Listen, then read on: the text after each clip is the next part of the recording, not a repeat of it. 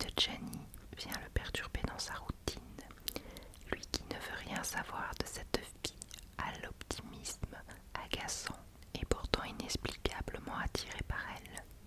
L'attitude insouciante de Jenny finira-t-elle par séduire Logan, aussi subtil que grincheux, ou cette citadine a-t-elle trouvé en lui la seule personne de Dream Harbor qui ne tombera pas sous son charme et celui de ses pumpkin spice latte?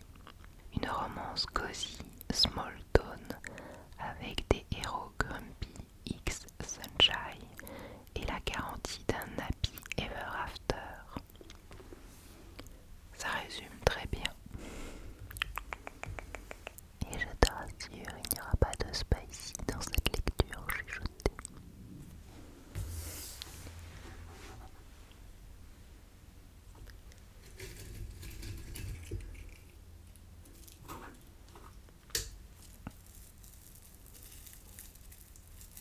Je fais un peu de déco, voire se mettre de la déco quand même.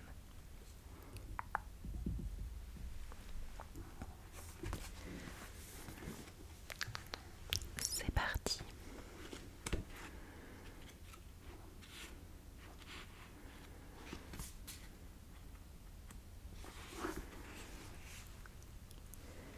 Jenny Ellis n'avait jamais tué personne, mais le moment était peut-être venu. Au grand mot, elle serra la batte de baseball dans son poing et descendit l'escalier de service branlant à pas de loup. Elle n'avait pas dormi depuis 3 nuits, pas depuis qu'elle avait emménagé dans l'appartement situé au-dessus du café de sa tante. Enfin, son café plutôt. Janine était officiellement la nouvelle propriétaire du Pumpkin Spice Café, établissement qui avait fait la plus grande fierté de sa tante Dot, jusqu'à ce que celle-ci annonce, il y a tout juste 2 semaines, qu'elle prenait sa retraite et s'envolait passer quelque temps aux Caraïbes pour parfaire son bronzage. Dot n'avait pas trouvé de meilleure remplaçante que sa nièce préférée, ou plutôt son unique nièce, comme l'avait fait remarquer Janine. À présent qu'elle arrivait au bas de l'escalier sur la pointe des pieds, prête au combat, cette idée lui paraissait complètement absurde. Tous les soirs depuis son installation, elle entendait des bruits étranges, des scratch, accompagnés de temps à autre de climp et bang. Au début, elle avait mis ça sur le compte du vent ou d'un quelconque animal qui se baladait dans la ruelle, à l'arrière du café. Elle refusait catégoriquement de laisser son esprit divaguer et envisager le pire, comme elle le faisait d'habitude. Elle ne se laisserait pas aller à imaginer qu'un tueur en série se faufilait dans l'escalier de service. Ce bruit sourd n'était pas celui d'un voleur à main armée venu s'emparer de la monnaie que sa tante gardait dans la caisse enregistreuse. Janine avait décidé de prendre un nouveau départ. Elle était une nouvelle femme. Les habitants de Dream Harbor, la petite ville balnéaire et pittoresque où elle avait élu domicile, ne savaient rien d'elle et elle comptait bien en profiter. Un bruit de pas derrière la porte de service attira son attention. Elle mettrait à profit ce fameux plan Nouvelle vie pour une nouvelle Janine, dès qu'elle aurait découvert ce qui l'empêchait de dormir.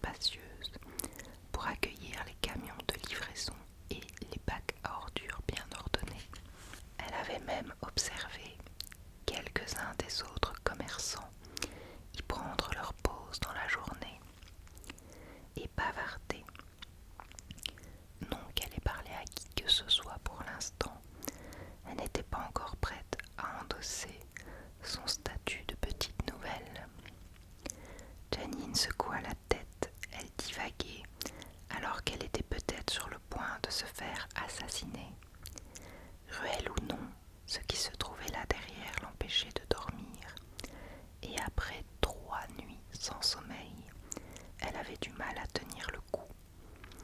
Elle posa la batte sur son épaule et tendit la main en direction de la poignée. L'aube se levait et une pâle lumière grise filtrait à travers la fenêtre au-dessus de la porte. Tant mieux, se dit Janine, au moins je pourrai voir mon agresseur avant de mourir. Avec cette pensée pour le moins désagréable en tête, bien loin de la nouvelle femme résolument optimiste qu'elle espérait devenir, elle ouvrit d'un coup sec et tomba nez à nez avec une cagette de mini-citrouilles. Des gourdes peut-être, peu importe, puisqu'avant même qu'elle ait pu mettre un nom dessus, le géant qui tenait la cagette se mit à parler. Ou plutôt, il émit un grognement de surprise. Janine se rappelait soudain qu'elle avait une batte de baseball en main et démontrait une certaine agressivité. Elle faillit la lâcher, mais se ravisa. Il s'agissait d'un homme étrange, de carrure imposante. Gourde ou pas, mieux valait ne pas baisser la garde tout de suite. « Qui êtes-vous » demanda-t-elle en gardant une main sur la porte, au cas où elle devrait la claquer au nez de ce mystérieux homme citrouille. Il haussa très légèrement ses sourcils épais. Sa question semblait la surprendre. « Logan Anders » répondit-il, comme si cela clarifiait d'emblée la situation. Ce n'était pas le cas. « Qu'est-ce que vous faites dans ma ruelle, Logan Anders ?» Il poussa un profond soupir. L'air contrarié, et réajusta la cagette qu'il tenait toujours dans les bras. Elle devait être lourde, mais Janine n'allait pas compromettre sa sécurité, juste parce que cet inconnu incarnait à lui seul l'abondance de l'automne, avec sa cagette de citrouille, sa chemise en flanelle élimée et sa barbe épaisse. Son regard s'attarda encore un instant sur le visage de l'homme. Après tout, elle devait être capable de l'identifier auprès de la police. Une barbe surmontée d'un long nez droit, des joues rougies. L'inspecteur pourrait lui demander si l'individu avait des styles interminables, auquel cas la réponse serait oui. Peut-être serait-il tout aussi crucial pour faire avancer l'enquête de savoir que même dans la faible lueur de l'aube, ses yeux étaient d'un bleu ravageur. On est jeudi. Janine cligna des yeux. Le jour de la semaine avait-il quelque chose à voir avec le fait que cet homme troublait son sommeil? D'accord, mais vous m'empêchez de dormir depuis lundi, déclara-t-elle. Je viens d'arriver, répondit-il confus. Il ajusta de nouveau la cagette et l'effort contracta ses avant-bras. Elle devait être vraiment lourde, mais il n'avait pas esquissé le moindre geste pour entrer ou la poser. J'entends des bruits étranges depuis le début de la semaine. D'abord, j'ai fait comme si c'était le vent, un raton laveur ou autre chose de ce genre. Mais ensuite, je me suis dit que c'était peut-être ce que devaient penser la plupart des gens juste avant que l'assassin surgisse. Logan faillit s'étouffer et ses yeux s'écarquillèrent. L'assassin. Janine sentit le rouge lui monter aux joues. Peut-être avait-elle laissé son imagination l'emporter. Oui, ou sa voix s'éteignit. Alors qu'est-ce que vous faites ici, reprit-elle. Je livre tous les jeudis, répondit-il en désignant la cagette d'un signe de tête. Janine grimaça embarrassée. Une livraison de marchandises, évidemment. Avant de partir, Tante Dot lui avait donné tout un tas d'informations, mais Janine n'avait rien noté. Elle avait fermé le café à son arrivée, et depuis elle n'avait pas réussi à assimiler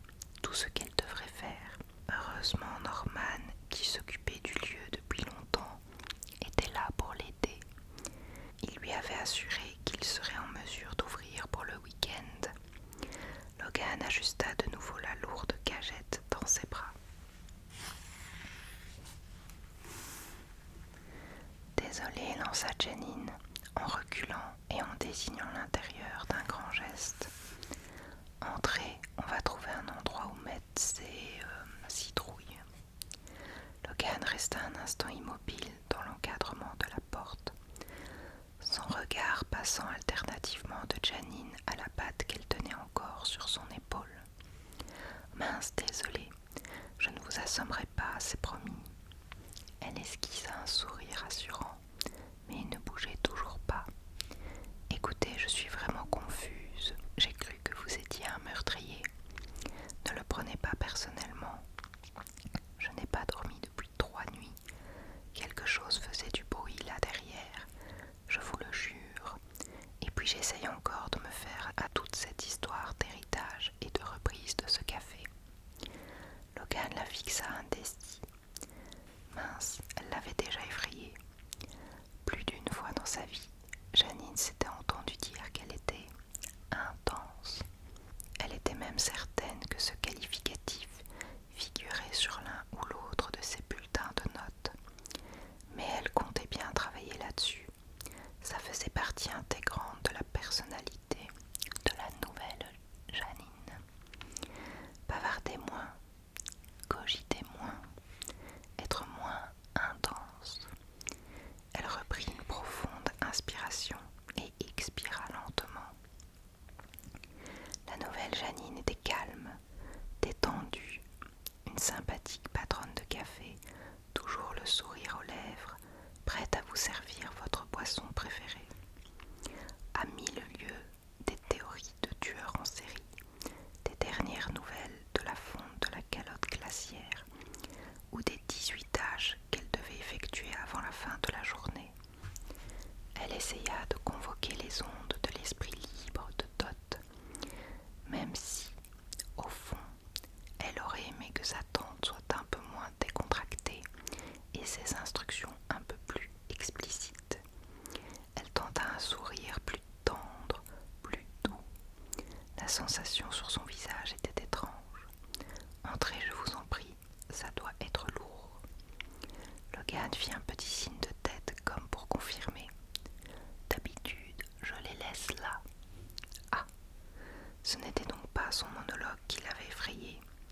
Janine avait seulement perturbé sa routine, et elle comprenait parfaitement que ça puisse être déstabilisant. Elle-même, quand elle avait appris que son café préféré était fermé pour 1 semaine, s'était demandé si elle tiendrait le coup.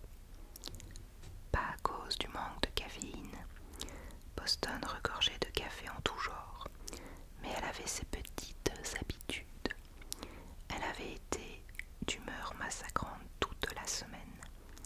Cette fois, son sourire fut sincère.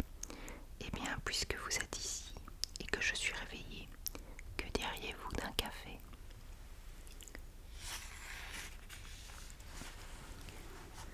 Chapitre 2. Logan appréciait davantage la nouvelle patronne du Pumpkin Spice Café quand elle n'était pas sur le point de l'assommer à coups de batte de baseball. Mais il avait du travail, des livraisons à effectuer et tout un tas d'habitants bien intentionnés à éviter.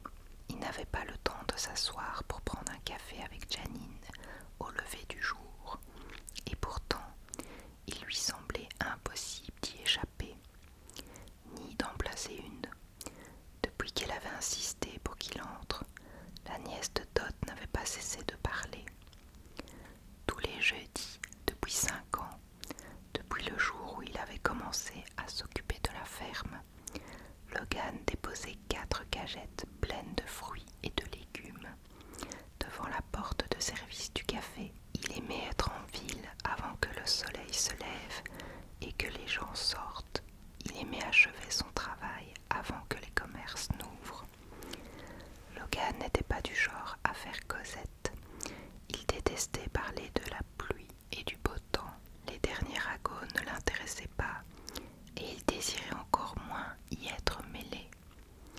Plus vite il avait effectué ses livraisons, plus vite il retrouvait le calme de la ferme. Enfin, aussi calme que peut l'être une ferme,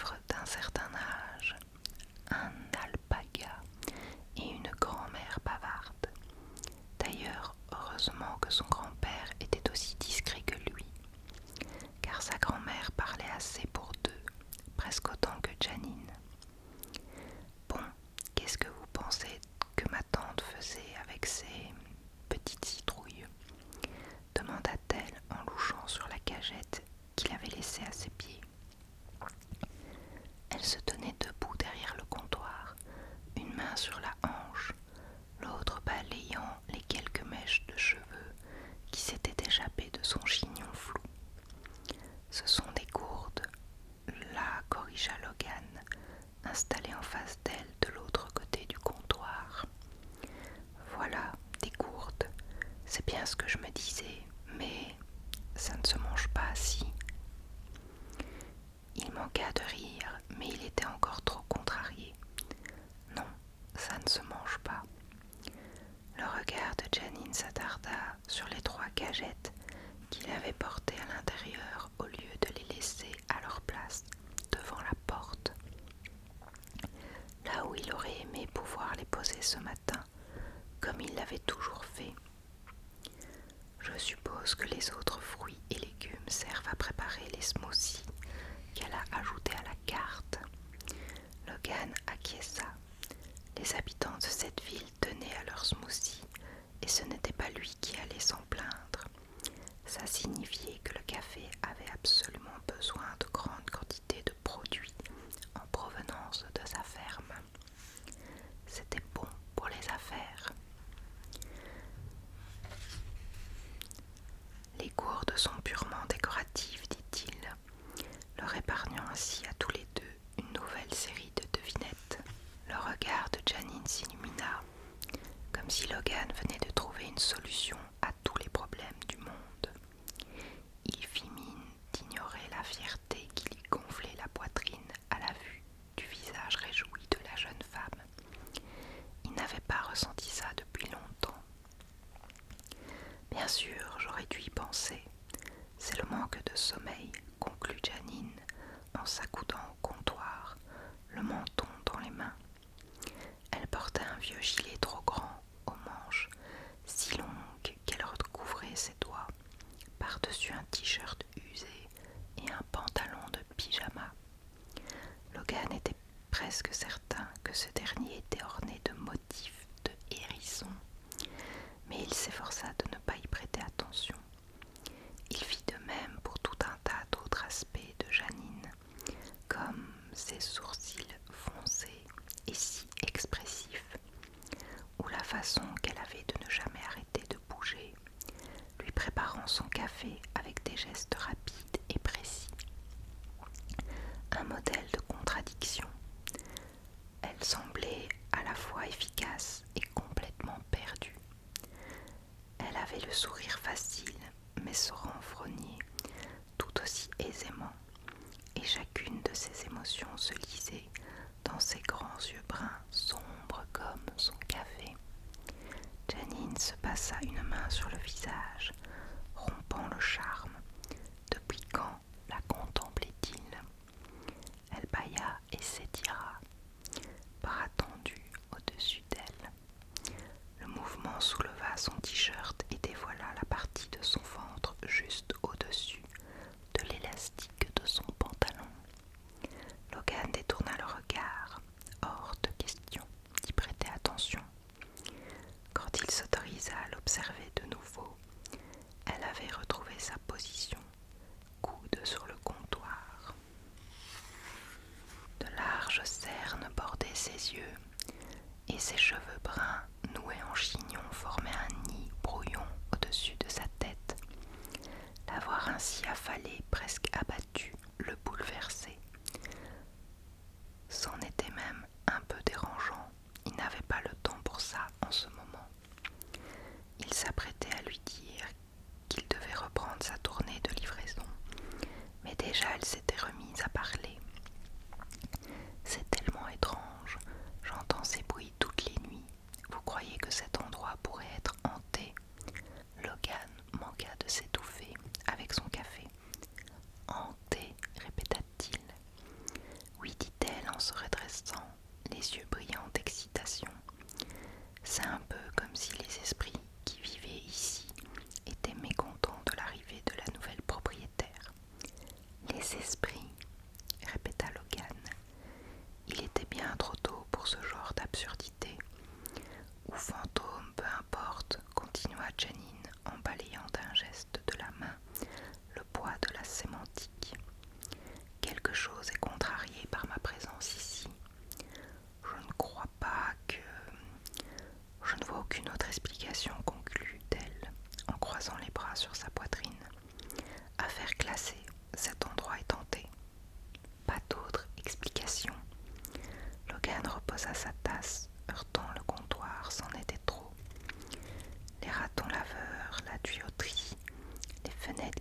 s'accélère.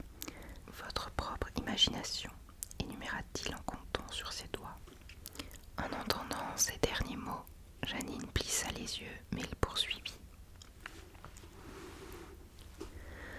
Les gamins du quartier qui chahutent, il y a un nombre infini d'explications, plus sensées que la présence de fantômes. Sur ce, il faut que j'y aille. Quel gamin? Vous voulez dire quoi exactement? Je ne sais pas, peut-être que ce n'étaient que des gamins qui traînaient dans le coin, c'est tout. Janine acquiesça lentement, comme pour assimiler cette nouvelle piste. Logan fit glisser sa tasse sur le comptoir et s'apprêtait à lui dire merci, au revoir. Mais elle fut plus rapide. Qu'est-ce qu'on va faire alors? J'ai vraiment besoin de dormir. L'espace d'un instant, il envisagea de se retourner et de prendre la fuite. Se retrouver mêlé aux affaires de la nouvelle patronne du café était bien la dernière chose qu'il souhaitait. Il entendait d'ici les membres du club de lecture jaser à leur sujet. Ces gens-là se nourrissaient de ragots. Janine hocha la tête. Vous êtes mon seul ami ici. Je ne peux pas faire face à un gang d'ados toute seule. Un gang, c'est un peu excessif, marmonna-t-il. Il continuait à reculer en direction de la porte, mais Janine le suivait. À présent, il en était sûr. C'était bien des hérissons sur son pyjama. Hors de question de s'attendrir.